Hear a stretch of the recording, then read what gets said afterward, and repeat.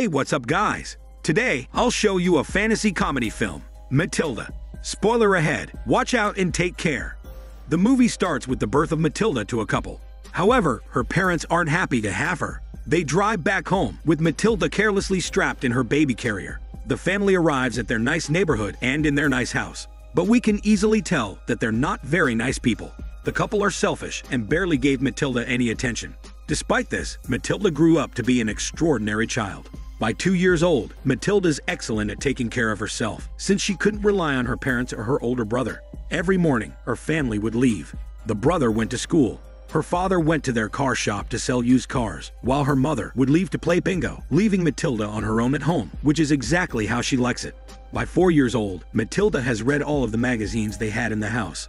She asked her father for a book, but he refuses, pointing out that she can just watch their television. Matilda realizes that whatever she needs, she'll have to give herself. So one day, she pulls out their yellow book to check out the address for the nearest library. From then on, every day after her family leaves, Matilda will walk 10 blocks to visit the library. Eventually, she finishes all of the books in the children's section. At this point, the librarian takes notice of her and tells her that she can bring books home if she has her library card. The books become her solace and give her a hopeful and comforting message: you're not alone. One night, the father enters Matilda's room to ask about his packages. He notices the books littering her floor and asks where she got them. She tells him that she has borrowed them from the library. This confuses her father, since Matilda couldn't have set foot in a library since he thinks she's still only 4 years old. Matilda reminds him she's already 6.5. He disagrees, since if she was 6 years old, then she should be in school. He grabs her by her arm and drags her to their bedroom, where he asks his wife what age Matilda is. The mother also states that Matilda is only 4 years old. Matilda repeats that she wants to go to school, but her parents scoff. The wife whispers to her husband that she thinks something's wrong with Matilda. They don't understand how outstanding their daughter is.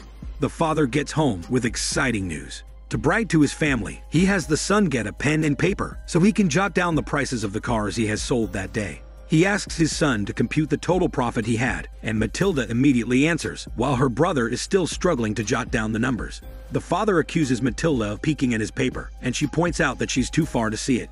He insists that there's no way Matilda could add the numbers in her head, and presses that she's cheating. Embarrassed, the father tells her that a bad person needs to be taught a lesson. He grabs Matilda by the ear to take her to her room.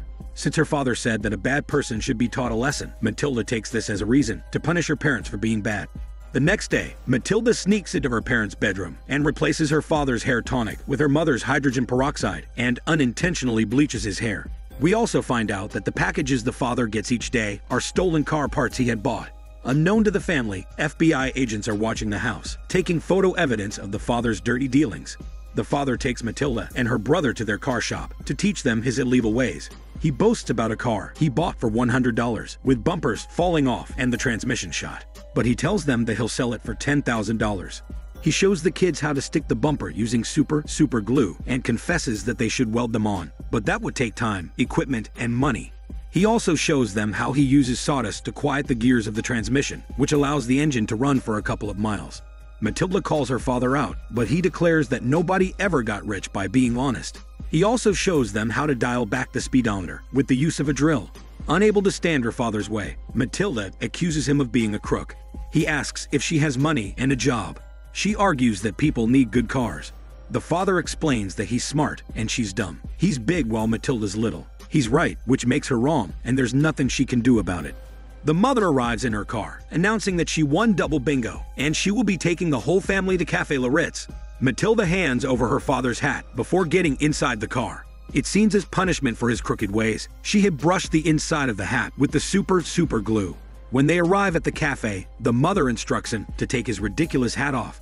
He attempts to, but realizes that the hat won't budge. She thinks he doesn't want to, and explains that it's a nice place, so he shouldn't wear a hat inside. He repeats that he can't take it off. Tired, she states that nobody will care what his hair looks like, and tries to take his hat off for him. But she also has a hard time. From all the tugging, the mother only takes off the brim of his hat. She falls back on a neighboring table, while the father slams onto a waiter, and then falls onto the dessert table. A cake falls onto the brother's plate, covering him with ice, while a perfectly good fruit tart lands on Matilda's plate, which she immediately eats.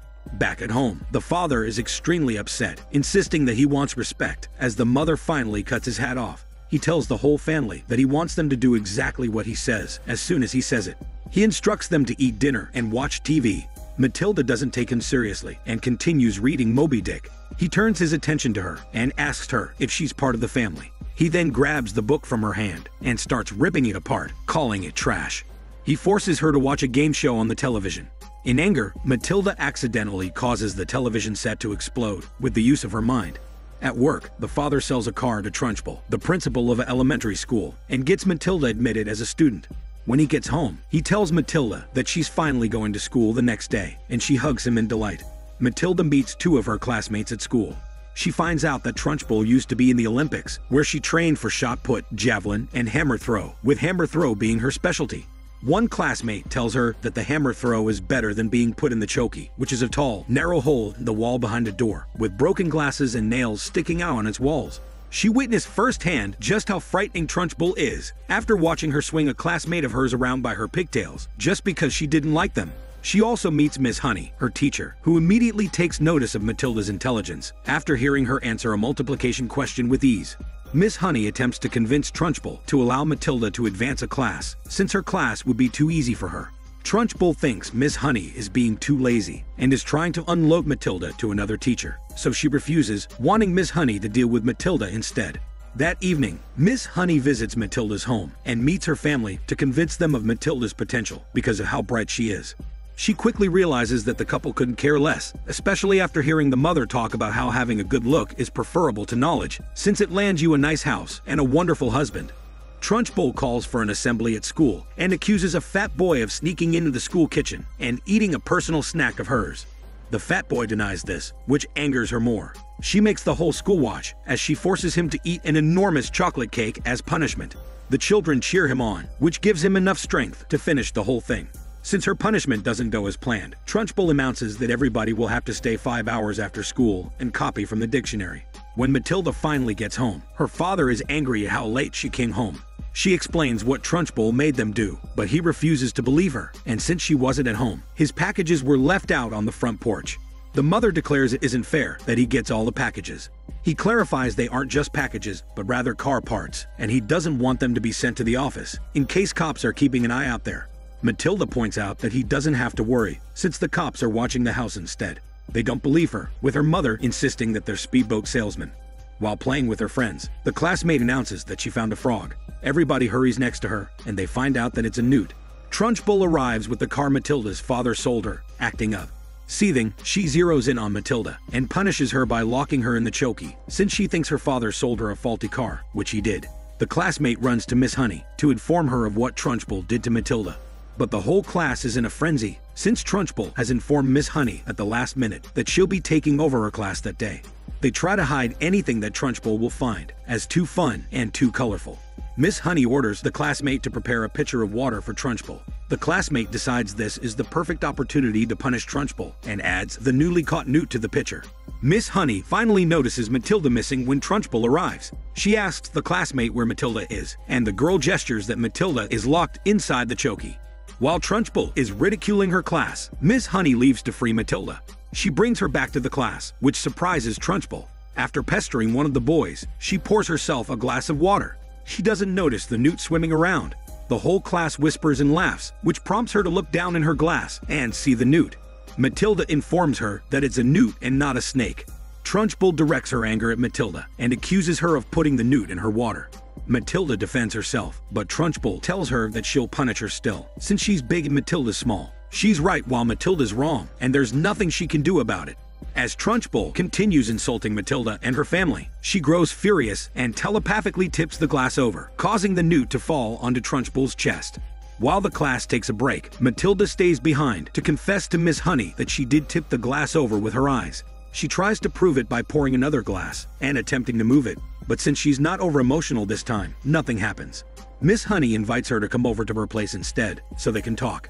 Miss Honey shares her story with Matilda. It turns out, when she was 2 years old, her mother died. Because of this, her father invited his wife's stepsister, Trunchbull, to live with them and look after her. But Trunchbull was abusive. Her father died when she was 5 years old, and the police rule it suicide. He supposedly left everything to Trunchbull. Matilda comments that Miss Honey was very brave, but she denies this. Matilda states that she thought adults weren't afraid of anything, but Miss Honey corrects her and reveals that they get scared just like children do. She wonders out loud what Trunchbull is afraid of. On their way to Matilda's home, they come across Trunchbull, who's getting ready to go to the gym. Matilda convinces Miss Honey to get her stuff back since Trunchbull left. Inside, they find the changes Trunchbull has done with the house, one being replacing Miss Honey's father's portrait with her own. They also find Miss Honey's old room, which is filled with cobwebs and other portraits of her family. They hear Trunchbull return, since the car Matilda's father sold her has given up.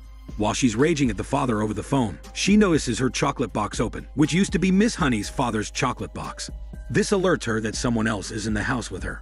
The two narrowly escape Trunchbull, as Miss Honey distracts her several times to ensure that Matilda isn't discovered. Outside, Miss Honey makes Matilda promise her that she'll never go back in again. Back at home, Matilda finds her mother entertaining the FBI agents. She repeats that they're cops, while her mother insists that they're speedboat salesmen. The father catches his wife flirting with the FBI agents and gets angry. The mother dramatically walks out, claiming that she needs to talk to other people other than their kids. Matilda takes this as the best time to practice her telepathic abilities and asks her father to yell at her. Since he's angry, he takes it out on Matilda. After the scolding, she successfully slams her door shut with her mind. Matilda realizes that her father's ranting and raving are the keys to her powers. To unlock her full potential, all she has to do is practice. Every time she wants to move something, she thinks of every insult she has gotten from her parents, her brother, and even Trunchbull. She starts practicing by moving a box of cereal to prepare herself breakfast and eventually controlling numerous objects with little to no effort. FBI agents break into their garage, and Matilda catches them. She warns them that they'll get into a lot of trouble since they entered their property without a search warrant. She informs them that she read a constitutional law book and knows that if they don't have one, they either lose their job or go to federal prison. They tell her that it's her father who will end up in prison and she in an orphanage. While pointing out that their car is rolling down the street, she telepathically steals the tape they have of her father to buy the man more time to come to his senses. With her power and control, Matilda returns to Trunchbull's house to retrieve Miss Honey's doll and attempts to scare Trunchbull away. She almost succeeds, but Trunchbull realizes it's all Matilda's doing when she finds the girl's hair ribbon. The next day, Matilda finally convinces Miss Honey she has powers. Trunchbull makes another surprise visit to their class, this time to make Matilda confess that she was the one who was terrorizing Trunchbull. Matilda telepathically writes a message on the blackboard, posing as the vengeful ghost of Miss Honey's father and accusing Trunchbull of killing him. In anger, Trunchbull attacks the students, but Matilda protects them, and they drive Trunchbull out of town. And due to the fear, she disappears forever. With Trunchbull gone, Miss Honey moves back into her father's house, with Matilda regularly visiting her. Later, the family arrive in front of Miss Honey's house to take Matilda and flee the country, since it seems the FBI has uncovered enough evidence to bring the father in. Matilda refuses, suggesting that Miss Honey adopt her instead. Her parents are doubtful at first, with the mother telling Matilda she's the only daughter she ever had, but she never understood her one little bit, so she decides she'll sign the papers. It is the nicest and most decent thing the couple has ever done for their daughter. The father warns Miss Honey not to seek support from Matilda, and she reassures them that they'll get by. Matilda and Miss Honey finally get the family they've always wanted.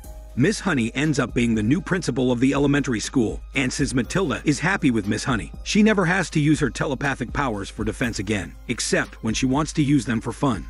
The movie ends with Matilda reading Moby Dick out loud to Miss Honey as a bedtime story. This is Daniel CC Movie Channel. Stay safe and enjoy your day.